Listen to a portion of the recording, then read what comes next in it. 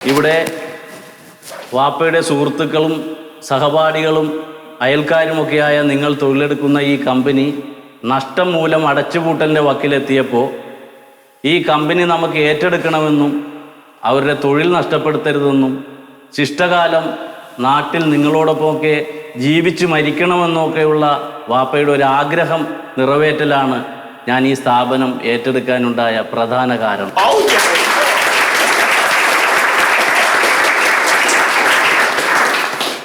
നമ്മളിന്ന് ഇവിടെ പ്രോഗ്രാം നടത്തുന്നത് നമ്മുടെ മക്കളിൽ SSLCക്ക് ഉന്നത വിജയം നേടിയ വിദ്യാർത്ഥികളെ ആദരിക്കുന്നതിനും അതുപോലെ തന്നെ തോൽവി സംഭവിച്ചവരെയും നമ്മൾ ഈ ചടങ്ങിൽ ആദരിക്കുകയാണ് ഒരുപോലെ. അതിൻ്റെ കാരണം ഞാൻ 9ാം ക്ലാസ്സിൽ 2 വട്ടം പരാജയപ്പെട്ടവനാണ്. എൻ്റെ കൂടെ പഠിച്ച കാലത്ത് ഡിസ്റ്റിങ്ഷൻ നേടിയവരും റാങ്ക് നേടിയവരും MBAക്കാരുമൊക്കെ ഇന്ന് എൻ്റെ സ്ഥാപനങ്ങളിലെ തൊഴിലാളികളാണ്. ഈ നിൽക്കുന്ന ബിജുവും റാഫിയും ഒക്കെ എൻ്റെ സ്റ്റാഫായി ജോലി ചെയ്യുന്നു. ഞാൻ ചെറുപ്പത്തിലെ 9ാം ക്ലാസ്സിൽ തോറ്റ് നിൽക്കുന്ന സമയത്ത് ചെറിയ ചെറിയ ബിസിനസ്സും കച്ചവട ആശയങ്ങളും ഒക്കെ പറയുമ്പോൾ എൻ്റെ സഹപാഠികളും സമൂഹവും അയൽവക്കക്കാരും ഒക്കെ എന്നെ നിരുത്സാഹപ്പെടുത്തുമായിരുന്നു. കാരണം എഴുതാനും വായിക്കാനും അറിയാത്ത നിനക്കെന്ത് ബിസിനസ്, നിനക്കെങ്ങനെ രക്ഷപ്പെടാൻ കഴിയും, നീ വാപ്പാടെ കൂടെ മീൻ ചുമക്കാൻ പോകുന്നതാണ് നല്ലത് എന്നൊക്കെ പറഞ്ഞ് എന്നെ പരിഹസിച്ചവരുണ്ട്. പക്ഷേ അന്നൊന്നും എൻ്റെ വാപ്പ എന്നെ മാറ്റി നിർത്തിയില്ല.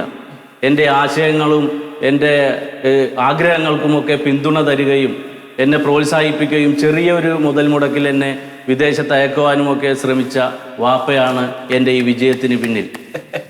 ഞാൻ ഈ ചടങ്ങ് സംഘടിപ്പിച്ചപ്പോൾ തന്നെ ഞാൻ രാഘവേട്ടനോട് പ്രത്യേകം പറയുകയുണ്ടായി, വിജയിച്ചവരെ മാത്രമല്ല നമുക്ക് വേണ്ടത്, പരാജയപ്പെട്ടവരും മാർക്ക് കുറഞ്ഞവരും ഒക്കെ നമ്മുടെ ഈ വേദിയിൽ വേണം എന്നുള്ളത്. വിജയിച്ചവരെ ഞാൻ ഹൃദയപൂർവ്വം അഭിനന്ദിക്കുന്നു, അനുമോദിക്കുന്നു.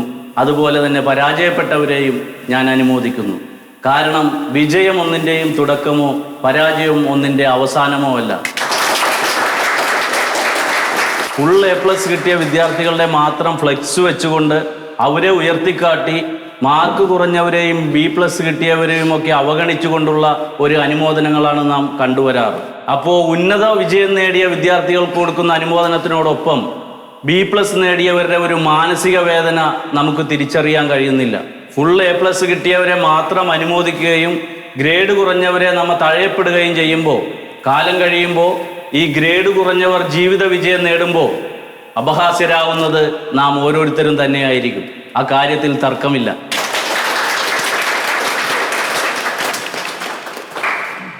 മണ്ടു, ഫോൺ എടുത്തിട്ട് മോനെ ഇങ്ങോട്ട് വരാൻ പറയും. മണ്ടു, മിക്കവാറും നമ്മുടെ മോൻ്റെ കമ്പനിയിലായിരിക്കും ശീതളൻ്റെ മോൻ ജോലി ചെയ്യണം.